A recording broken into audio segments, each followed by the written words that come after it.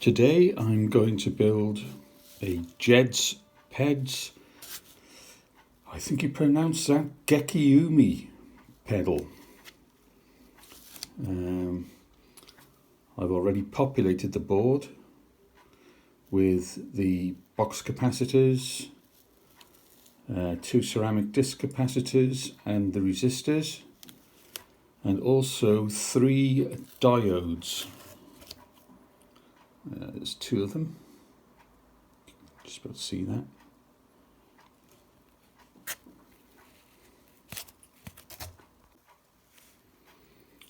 Right, first of all I should say that I'm not an electronics expert. This is just purely a hobby, and this video is just to show you how I go about building one of these projects, because it might be useful to somebody if they're just starting out.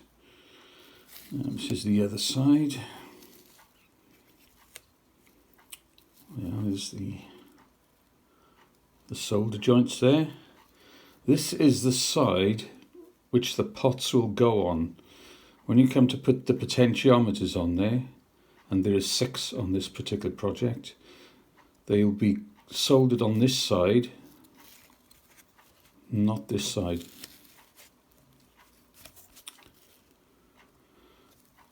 So as I said, I've populated the board so far with the resistors and capacitors and 2 of the diodes. The resistors and capacitors that are on the board at the moment are not polarized, which means that they can go in either way round. The rest of the capacitors, which are these, will fit in these areas here, these circles. The electrolytic capacitors are polarized, and I'll come on to that later on. It's also worth noting that the diodes are polarized too. Let's see if I can get a better light on here in a minute. See if does that help at all? Not really. But if you look at the diodes, the Zener Diodes at the top, which are these 2 here, you'll see there's a black mark at one end. Here we are. Here's a couple of Zener Diodes. There's a black band at one end. That black band, that's the cathode end, has to correspond with the white collar that you can see printed on the circuit board underneath the diodes, a bold white stripe. If I look at another circuit board here, this is a future project I'm going to do. You'll see at the bottom there D3, that means diode 3.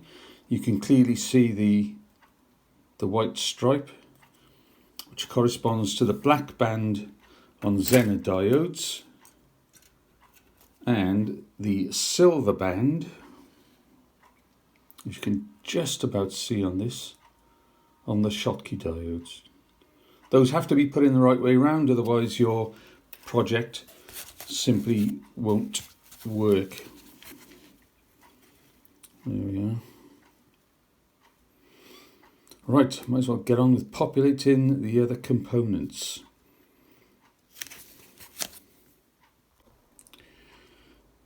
Okay, so now I'm going to fit the electrolytic capacitors, which are polarized. And as you can see, there's a white stripe, with a little negative mark on there. This one happens to be 100 microfarads, although it says, looks like it says 00 on it. Actually, it's 100. 100 microfarads, and that is capacitor number 23. And this white bit here has to go in the white hole.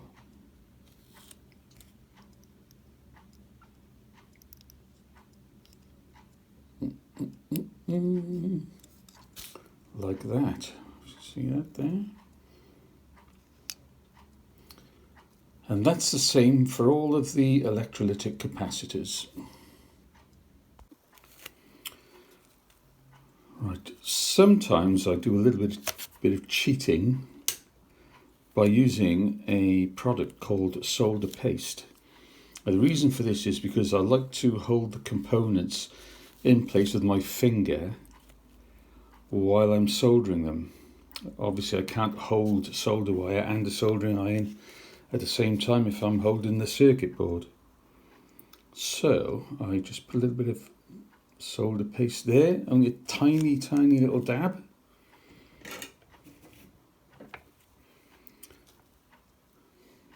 And there we go.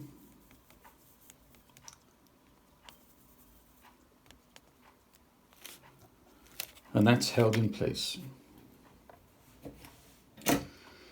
Now solder paste seems to contain a lot of flux, so I'm not going to use it for doing a lot of work on the PCB, because you will have tons and tons of flux all over the back of your PCB,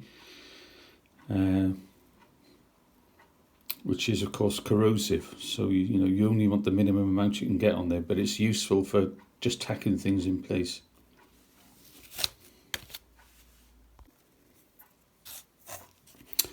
Okay, right, when I was soldering the board, I managed to get a little bit of solder into one of the pads that holds one of the sockets in place. But I need to remove that, otherwise the socket won't pop in. So this is how I do it. There's a little bit of flux here.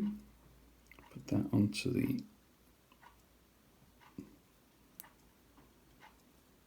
Oops, there she goes.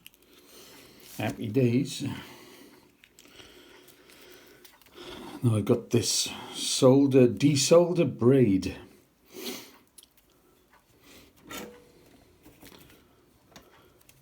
Put the desolder blade on the pad with the offending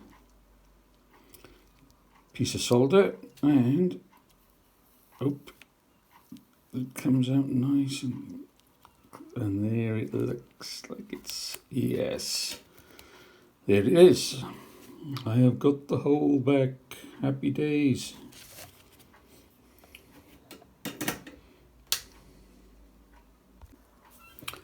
Okay, so I'm going to do a little bit of soldering now, and I'm going to show you how I go about soldering these bits and pieces.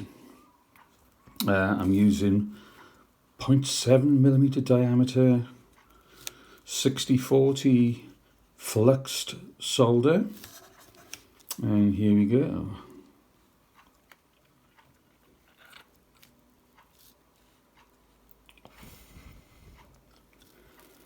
I'm blowing the smoke away while I do it, because apparently it's toxic, although I've had no unpleasant experiences with it yet.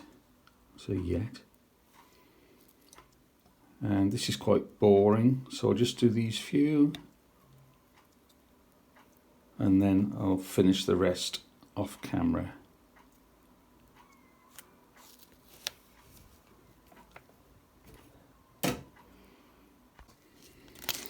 Okay, so all the electrolytic capacitors are in place, and there they are. Here are the legs sticking out. What I'm going to do now is I'm going to snip these legs a little bit shorter because they're really just in the way a bit.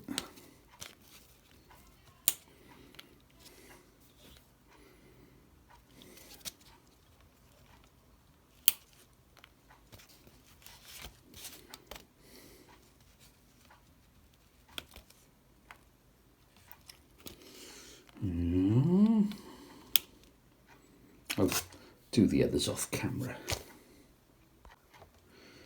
Okay, time for a little bit of soldering again. Here we go. Oh, lovely. Happy days, look at that.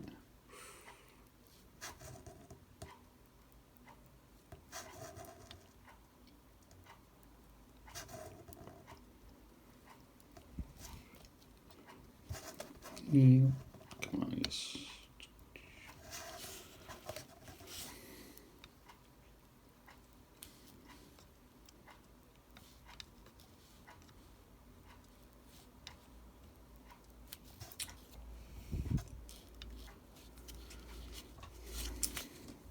Once the soldering is complete, I then get my snips again and snip them back.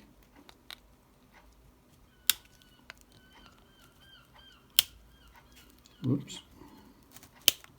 Always wear glasses, protective glasses when you're doing this kind of a job.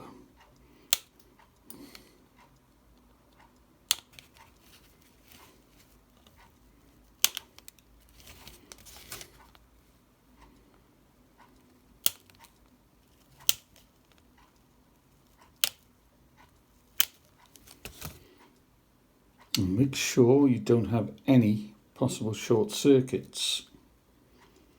Nope, that looks okay. Just do a little bit more on there. There we are. Super. There it goes.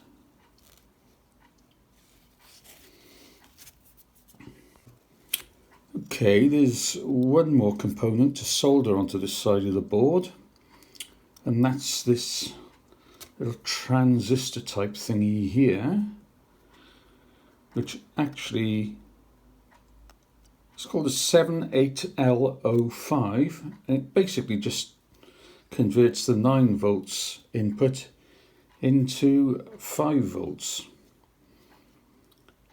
and it stands up in the air like a little tower on tripods, and you can socket these if you want, but I don't. I generally don't bother.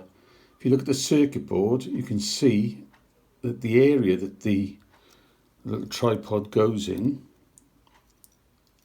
is a semicircle with a flat line, and that's because this little item is a semicircle with a flat line as well. And obviously they match up. In he goes. Happy days. Yeah. No dramas.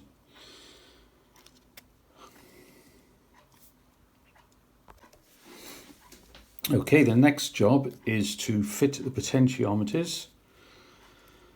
Now be aware that these come in different values. There are a couple of B50Ks. In fact, there are 4 B50Ks, I think. There are, yes. So,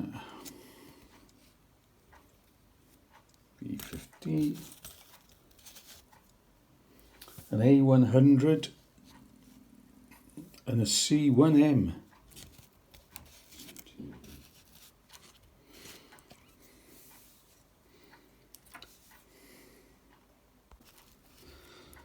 Now, I prefer to break these tabs off, because when it comes to fitting to the enclosure, they will just get in the way, really. The other thing I have to do is to add some insulation to the back of the pots with one of these little fellas. As you see, there's one on there and on there.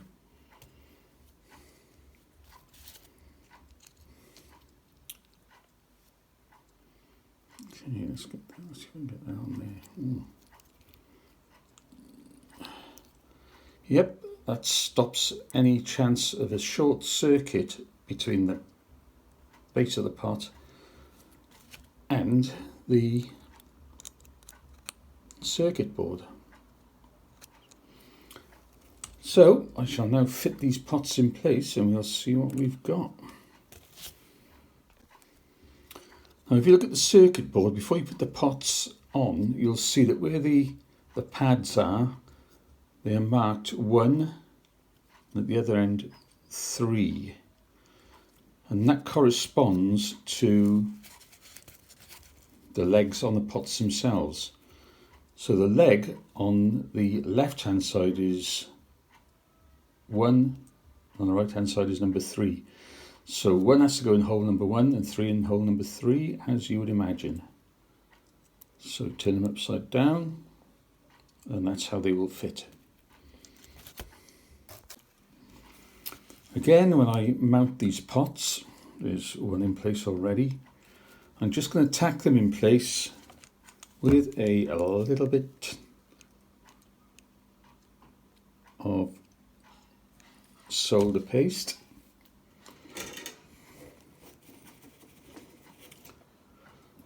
I regularly clean the tip of the soldering iron rather.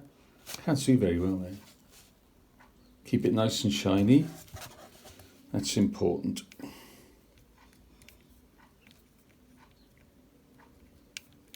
There we are.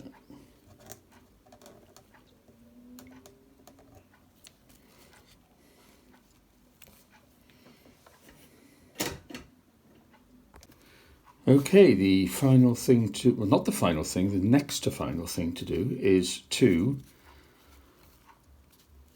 sort out what we're going to do with these little pads here. Normally, if you're going to fit this into an enclosure, you'd put it in the enclosure, then you would solder the necessary wires to these pads.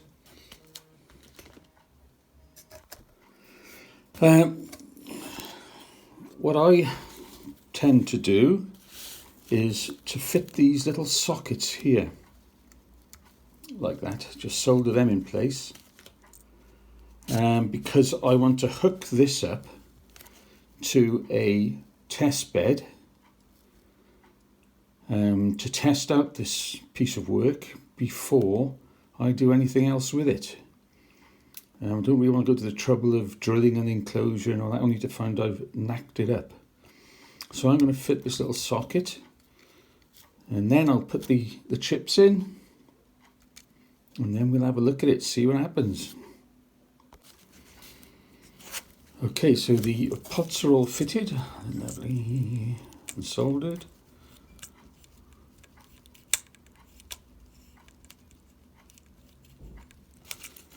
And the socket's fitted there as well. So now to pop the chips in, let's see what we've got.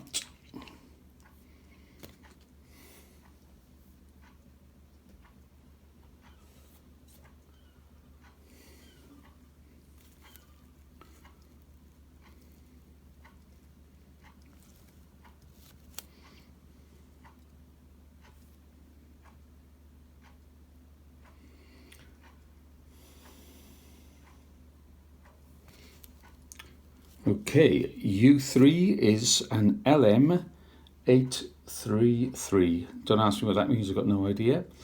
But you see this little notch at the end, and there's a little notch at the end of the socket.